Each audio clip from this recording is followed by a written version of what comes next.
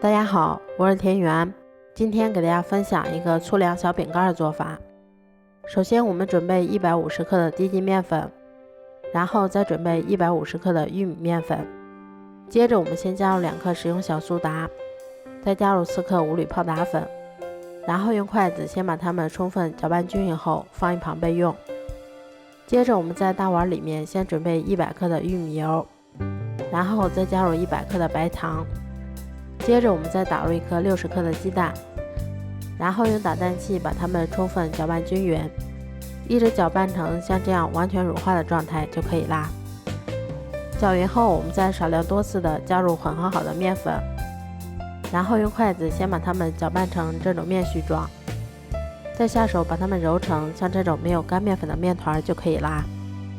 接着我们先把它擀成一张厚度约5毫米的长方形饼皮。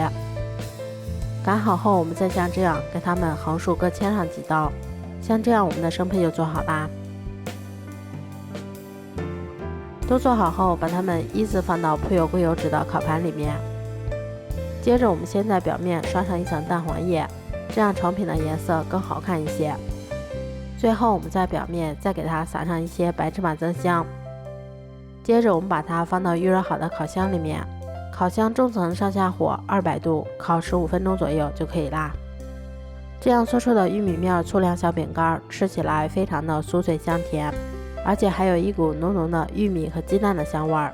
如果喜欢的话就试试吧，喜欢我的视频就关注我吧，谢谢您的支持。